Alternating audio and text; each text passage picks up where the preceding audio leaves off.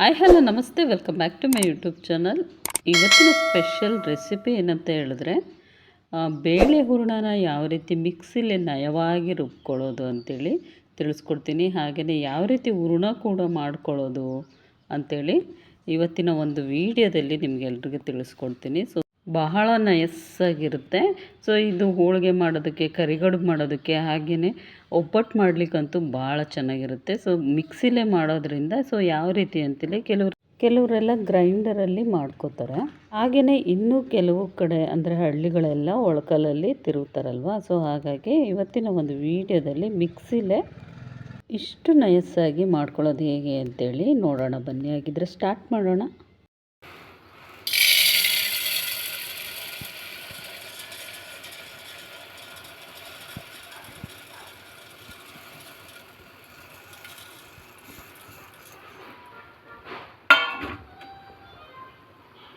ನಾನಿಲ್ಲಿ ಒಂದು 3/4 kg ಆಗುವಷ್ಟು ತೊಗರಿಬೇಳೆನ ತೊಗೊಂಡಿರೋ ಅಂಥದ್ದು. ಸೊ ಇದನ್ನು ಒಂದು 2ರಿಂದ 3 ಸರಿ ನೀಟಾಗಿ ವಾಶ್ ಮಾಡಿಬಿಡಿ.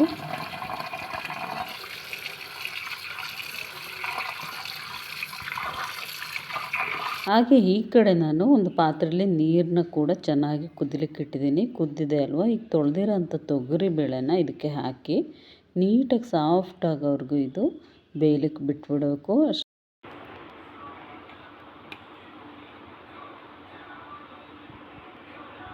ಈ ಕಡೆ 3/4 kg ತೊಗರಿಬೇಳೆಗೆ 3/4 kgಗಿಂತ ಒಂದು ಸ್ವಲ್ಪ ಜಾಸ್ತಿ ಬೆಲ್ಲನ ಈ ರೀತಿ ಹಾಕಿ ಸ್ವಲ್ಪ ಕರಗಲಿಕ್ಕೆ ಇಟ್ಟುಬಿಡಿ.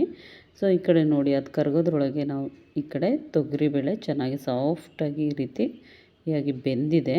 ಸೊ ಇದಾದ ನಂತರ ಬೇಳೆ ಸಾಫ್ಟಾಗಿ ಬೆಂದ ನಂತರ ಕಟ್ಟನ್ನು ಮತ್ತು ಬೇಳೆನ ಈ ರೀತಿಯಾಗಿ ಬೇರೆ ಮಾಡಿ ಸೋಸ್ಕೊಂಡು ಇಟ್ಕೊಳ್ಳಿ.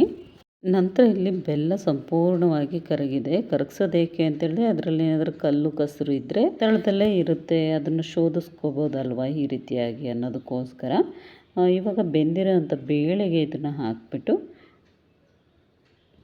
ಚೆನ್ನಾಗಿ ಇದನ್ನು ಕುದಿಸ್ಕೋಬೇಕು. ಇಲ್ಲಿ ನೋಡಿ, ಕೆಳಗಡೆ ಕಲ್ಲು ಆಗಿ ಏನೇ ಇದ್ದರೂ ಬೆಲ್ಲದಲ್ಲಿ ಈ ರೀತಿಯಾಗಿ ಸಪ್ರೇಟ್ ಆಗುತ್ತೆ ಅನ್ನೋದಕ್ಕೋಸ್ಕರ ಕರಗಿಸ್ಬಿಟ್ಟು ಹಾಕೋದು ಉತ್ತಮ.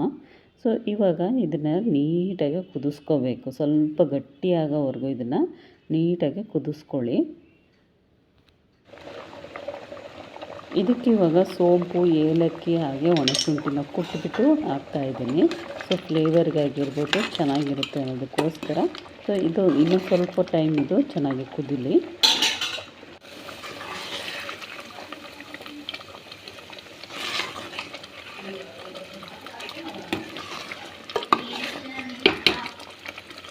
ಇವಾಗ ಈ ಥರ ಒಂದು ಇರಬೇಕು ನೋಡಿ, ಇಷ್ಟು ಹದದಲ್ಲಿ ಇದ್ದರೆ ಸೊ ಮಿಕ್ಸಿ ಜಾರಿನೊಳಗೆ ಹಾಕಿಬಿಟ್ಟು ನಾವು ರುಬ್ಬಲಿಕ್ಕೆ ಚೆನ್ನಾಗಿರುತ್ತೆ, ಬೇಗನೆ ಆಗುತ್ತೆ ಅನ್ನೋದಕ್ಕೋಸ್ಕರ ಇವಾಗ ಒಂದು ಮಿಕ್ಸಿ ಜಾರೊಳಗೆ ಇದನ್ನೆಲ್ಲದನ್ನೂ ಕೂಡ ಹಾಕ್ತಾಯಿದ್ದೀನಿ.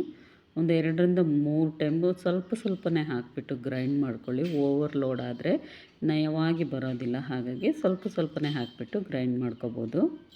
ಮಿಕ್ಸಿಲಿ ಗ್ರೈಂಡ್ ಮಾಡೋದು ಕೂಡ ಈ ಪಲ್ಸ್ ಅಂತ ಏನಿದೆಯಲ್ವ, ಸೊ ಆ ಕಡೆ ಟರ್ನ್ ಮಾಡಬೇಕಾಗುತ್ತೆ. ಹೂರಣಕ್ಕೆ ಏನಿದ್ರು ತುಂಬ ನಯಸ್ಸಾಗಿ ಬರುತ್ತೆ.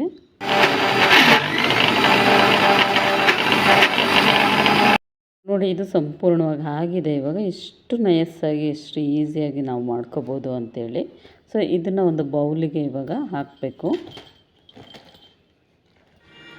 ಸೊ ನೋಡಿದ್ರಲ್ವ ಎಷ್ಟು ನಯವಾಗಿ, ಎಷ್ಟು ನಯಸ್ಸಾಗಿ ಮಾಡ್ಕೋಬೋದು ಅಂಥೇಳಿ. ಇದನ್ನು ಒಬ್ಬಟ್ಟಿಗೆ ಆಗಿರ್ಬೋದು, ಕರಿಗಡುಬಿಗೆ ಆಗಿರ್ಬೋದು ಬಹಳ ಚೆನ್ನಾಗಿರುತ್ತೆ.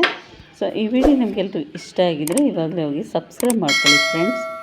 ಈಗ ನನ್ನ ಚಾನಲ್ಗೆ ಸಪೋರ್ಟ್ ಮಾಡಿ. ನಾನು ಇವತ್ತು ಹಬ್ಬಕ್ಕೆ ಅಂಥೇಳಿ ಕರಿಗಡುಬು ಮಾಡಿದ್ವಿ. ಸೊ ಬಹಳ ಚೆನ್ನಾಗಿತ್ತು, ಭಾಳ ಟೇಸ್ಟಾಗಿ ಕೂಡ ಇತ್ತು.